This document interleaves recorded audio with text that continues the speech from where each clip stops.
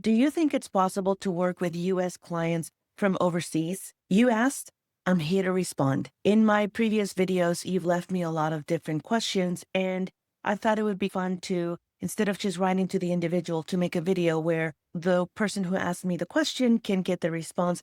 But I'm pretty sure that question and answer can benefit so many more of you. So today is going to be a little bit more of a random Q&A. There's no real structure other than I'm going to read the viewer's question and then I'm going to give you my raw on the spot response. So stay tuned. This question was left on my video of Is Bookkeeping Right for You? Here's what the work really looks like. Clear books, clear profits. Great handle name, by the way. She asks, I'm assuming it's a she, but it could be a he. Clear books, clear profits. Hi, Veronica. Do you think it's possible to work with US clients from overseas? I'm curious how you recommend building trust and credibility as a remote professional. Great question. Basically, I want you to think about the fact that we're promoting building a remote business, not just remote business, but a can travel with you kind of business on the go or virtual. It doesn't matter where you're at, the delivery, the connection, the marketing, the service you're providing, it's all going to still be the same. And so you're asking two different questions here. The first one, I'm going to take the second half of your question first, where you ask that you're curious how I'd recommend building trust and credibility as a remote professional, regardless of whether it's bookkeeping, accounting, website, graphic designer, whatever your profession is, you're going to continue to show up, whether it's in writing a blog post, an article, social media post, giving tips, giving value, responding to questions. That credibility, it doesn't matter where you're from. It just matters that you're showing up, whether it's in somebody's inbox, in somebody's social media feed, or through different methods of you delivering a newsletter or actual product that somebody can purchase or sign up for free. Now, the credibility comes in being consistent, in knowing that you're not only consistent in showing up, but also consistent in your subject matter expertise. So let's take this area, for example, bookkeeping. Okay, so how do you build credibility? There are two things. There's the credibility that you build for people that don't know you yet. And then there's the credibility for people that already know you or that you're going to be doing business with or are doing business with. Let's take the first one, which is how do you build credibility with a cold audience? The same way that I'm building credibility with you here in YouTube or on this video, whether I convert this long form video into shorter clips that I can then post or publish in YouTube or Instagram Reel or a TikTok and even in LinkedIn, it doesn't matter, right? Because I'm showing up as a subject matter expert. And I'm showing up consistently, whether it's every week, every 2 weeks, once a month, whatever it is, I'm showing up. I'm showing up on video. I'm showing up by responding to questions. I'm showing up for sometimes people email the inbox. I have an assistant who handles some of those responses, but I'm constantly reviewing things. I'm sending out the newsletter, emails. Sometimes they go out weekly. Sometimes if I don't really have much to share or I'm really bogged down with the work, I don't send every week, but I'm still showing up in a lot of different ways where it may feel to people who already know me, who are used to receiving information from me, that they probably will see me either online in their inbox or through some other form, something that I've sold to them or that I've made available, like a free resource, maybe an update. There's a lot of different ways. So for you to build credibility, you need to pick one platform, one way or one method that you're going to use. And that could be for you direct outreach. I talk about a lot of this in other videos. I'll link to some of those in the description of this video. But I also have a free resource, Context to Clients, where I walk you through how you can do direct research. And the direct research may be the way that you show up, whether you're reaching out to people once a month and then you do a follow-up, or maybe it's a little bit more frequent. That is a method that you can adopt and adapt to customize, to personalize to your style, and start building that credibility, whether it's to a cold audience or to people that you already know. If you haven't grabbed that resource, Context to Clients, go ahead and just check the link in the description of this video. But also, if you've already grabbed it, revisit it. How can you reconnect with past contacts? And I gave you some hints as to what those contacts may look like, whether it's in your inner circle or the second, like LinkedIn does this, I think, like first connection, second connection, third connection. It's the same thing in our lives. I'm not promoting that you go and bother or bug or annoy your family and friends. This is not a multi-level selling system. This is you reaching out and trying to connect with people that may be able to help you or that you can help them with the service that you're offering. Now, how do you build credibility and trust? By consistently showing up, maybe even having a little bit of more professionalism by having a one-page website or signature in your emails. They have a way that they can connect with you, scheduling a 15, 20-minute discovery call. All of those points, every method that a prospect, a future client can connect with you. What is that experience like? What does that feel like for the other person? That maybe you have a friend and you're like, hey, can you go through my things and see how smooth it is to book a time for me or to respond to me, or just ask them to go through the cycle of that initial contact. Now, you don't have to have everything in place to start to build credibility. You could just come up with 10 tips that you want to share over the next 10 weeks, one a week or twice a week, whatever cadence you can adhere to, that's what's going to work for you. Don't try to copy somebody else's schedule. Don't try to make yourself into somebody else's, what they want to do or how they're showing up. It is about how you want to show up for the credibility that you want to build. Are you going to be talking about all these different topics? It's hard to build credibility and trust with an audience that you want to connect with and convert to a paying client. You have to think about, what is it that you're going to be talking about? Is it cohesive? Does it make sense? Is it topic related? It's not going to all be how to, or it's going to be a little bit of mindset, or a little bit of, let me show you this cool tool, or a day in the life. There's going to be a lot of different things that you can talk about and ways that you can show up and add value in order to enforce credibility. Credibility comes in you showing up in different ways. You don't have to show up in all the different ways all at once. I'm just saying pick one to start with.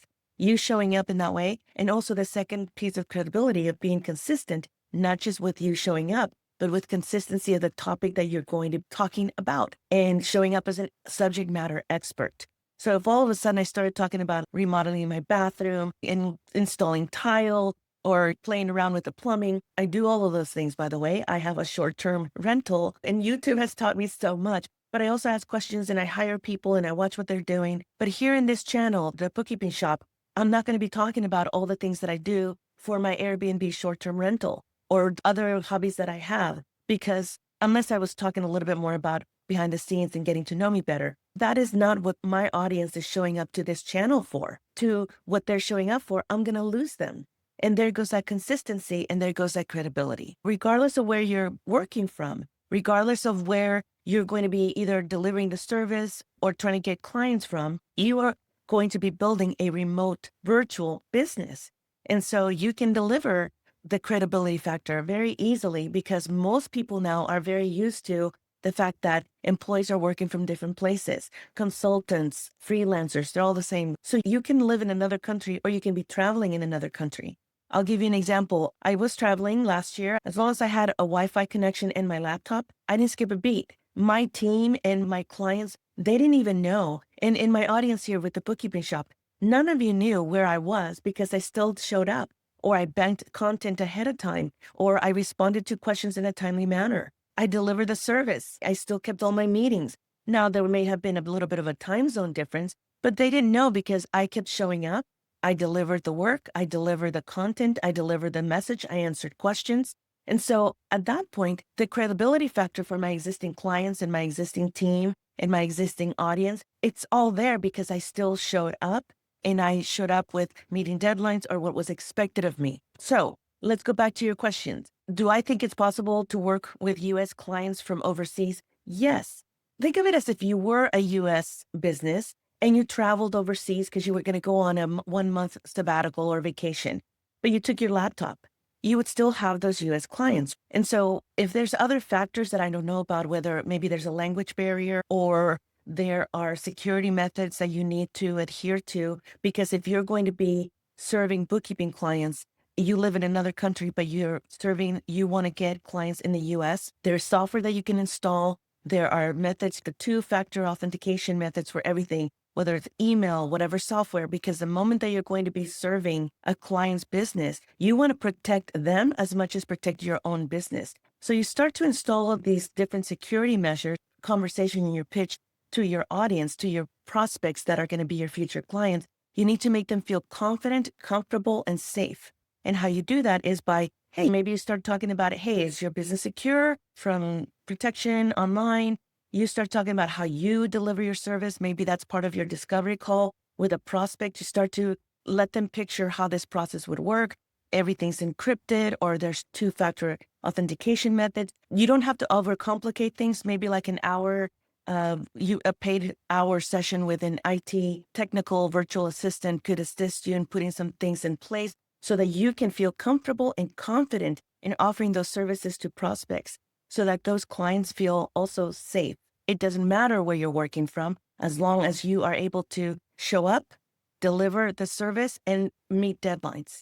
The fact that you would have a remote business, yes, you can have clients. It may take a little bit more effort to put things in place to make everybody feel comfortable, including yourself as the business owner and them as a client, but it is absolutely doable. But I want you to change your mindset. It's not an obstacle. It is just a different way of setting up the business. Let's say you had a business here in the US, but you planned on traveling the world as long as you had your laptop. You can do that. So you're serving US clients from other countries as you continue to travel. It is possible. It's just going to take a little bit more time. And then I want to go back to basics. I'll also link to a few videos that I had in my recent video series, how to start a bookkeeping business. It's the one that I talk about. It's got the 4 phases, and phase 1, phase 2, phase 3, and phase 4. It's at different stages of your business, but you cannot get away from having the fundamentals, the foundation things that you need to put in place. Some of those things, if you live in another country, I don't know what they are, but go and watch that video. I'll be sure to link it in the description of this video below. But it's worth you noting and then doing a little bit of research. You have to be resourceful. Go and do some research on what does your country and your country require in order to run a remote business and serve clients in another country. It's not just the US. You can have clients in Canada. You can have just all over the place, especially if you speak another language. I happen to speak fluent Spanish. I was born in the US, but I was raised in another country, and Spanish is my first language. And so sometimes when I'm speaking a lot of Spanish and I revert back to English, my cliches are turned around, my phrases and my accent comes out, which is totally okay. Part of who I am. I'm very proud of that. But I'm able to have conversations with clients in other countries. And that's just a gift. So don't think of that as a limitation. Think about, hey, if you want to have clients, that's great. But could you also have clients in the country that you're going to be forming your business in? I hope that this was helpful and that it's answered some of your questions. Like I said, I would definitely revisit the video that I was referring to in that series, but I will link it so that you don't have to search for it too much. If you have other questions, please let me know. I love answering your questions, and I'm always very thoughtful about answering the questions that are left for me in my videos, because I think if somebody's asking that question, let me be thoughtful and helpful in how I respond, because if you have that question, somebody else will have that same question. So if it comes up and they see my response, they can get some value out of that. Thank you to all of you who asked questions like the one that Clear Profits asked recently. And let's go ahead and keep taking imperfect action. I'm Veronica Sagastumi, and this is the Bookkeeping Shop. If you found value in this video, go ahead and hit that like button. And if you want to subscribe, that would be great. That way you get notified when I publish the next video. If you have any questions, leave them below and I'll come back and answer them. Bye for now.